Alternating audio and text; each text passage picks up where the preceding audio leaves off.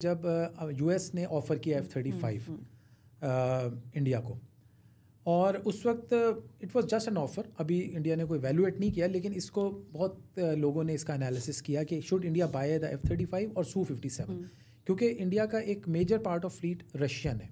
आप देखें ना, Su-30 रशियन है, MiG-29 रशियन है, और ये फ्रेंच है राफेल। अब इसमें एक अमेरिकन सिस्टम और ऐड हो जाएगा, तो एक इंटर ऑपरेबिलिटी का भी एक इशू होता है। साथ ही कि F-35 is a very costly aircraft, ठीक है। तो क्या are they willing to buy this aircraft, तो ये डिबेट इंडिया में बहुत शुरू हो गई। साथ ही रशिया ने Su-57 के साथ उसकी प्रोडक्शन भी ऑफर की हुई है इंडिया को, जो कि F-35 ने नहीं की। F-35 is just a procurement of an aircraft, but in Su-57 it would be a production of Su-57 in India. लेकिन रशिया के साथ आपको पता है जियोपॉलिटिकल इशूज़ भी हैं। India is going to be ally of USA, in that case India cannot buy the weapon from the Russia. तो ये एक ट्रायंगल अभी चल रहा है इसका, तो लेट्स सी, देखते हैं क्या होता है इसका। चूँकि आपने एक टेक्निकलिटी F-35 Su-57 की भी बताई, तो थोड़ी सी रफाल के ऊपर वापस आते हैं।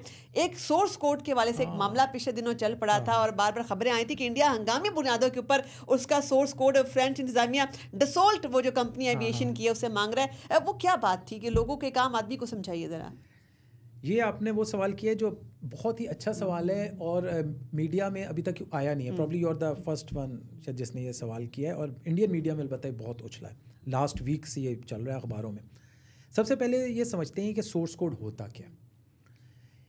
सोर्स कोड वो प्रोग्राम है या वो सॉफ्टवेयर प्रोग्राम है जो लिखा जाता है जब एयरक्राफ्ट डिज़ाइन हो रहा होता है, और फिर उसकी प्रोडक्शन होती है, उसमें वो फीड कर दिया जाता है, और ये कंट्रोल करता है उस एयरक्राफ्ट की एवियोनिक्स को, उसके वेपन्स को, और उसके बाकी systems like engine, flight control systems, उसकी बाकी जो ऑपरेटिंग सिस्टम्स हैं उन सबको इंटीग्रेट करता है। तो it is like a brain of that aircraft, source code उसको कहते हैं।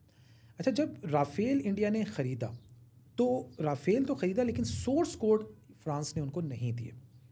अच्छा, अब सवाल ही बनता है कि फिर इंडिया को अब एक हफ़्ते में क्या याद आ गया कि हमें सोर्स कोड दो। होता ये है कि जब आप कोई मॉडिफिकेशन या अपग्रेड करना चाहें जहाज़ में ना, तो आपको उस वक्त उस सोर्स कोड में चेंजेस करनी पड़ती है। लाइक अगर मैं राफेल पे एक नया वेपन लगाना चाहता हूँ, मोर पावरफुल BVR लगाना चाहता हूँ, जो कि एग्जिस्टिंग है, उसका इस वक्त मेट्योर है उस पर लगा हुआ, और मीका, ये 2 BVR हैं उसमें मिसाइल्स। मैं फॉर एग्जांपल एक और मिसाइल लगाना चाहता हूँ जिसकी रेंज ज़्यादा है, मैं नहीं लगा सकता, इंडिया नहीं लगा सकता, यानी क्योंकि उसके पास वो सोर्स कोड्स नहीं है, क्योंकि उसमें भी चेंजेस करनी होंगी।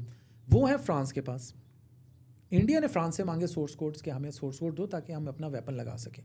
फ्रांस डिक्लाइंड, उसने कहा हमारा इंटेलेक्चुअल प्रॉपर्टी राइट है, हम सोर्स कोड्स आपको नहीं देंगे। उस पर बड़ी खलबली मची, अखबारों में बहुत आया।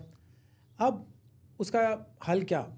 हल तो कोई भी नहीं निकला, लेकिन फ्रांस ने क्या दिया? फ्रांस ने कहा कि अगर आपको लगवाना है कोई नई वेपन या अपग्रेड करवानी है, तो आप हमसे रब्ता करें, हम लगाएंगे, हमारे लोग लगा के आपको देंगे, और जो वेपन कहेंगे हम आपको लगा देंगे, लेकिन हम आपको सोर्स कोड्स नहीं देंगे। तो कहना चाहिए कि जो कंट्रोल है ना जहाज़ का, वो फ्रांस के पास ही रहेगा।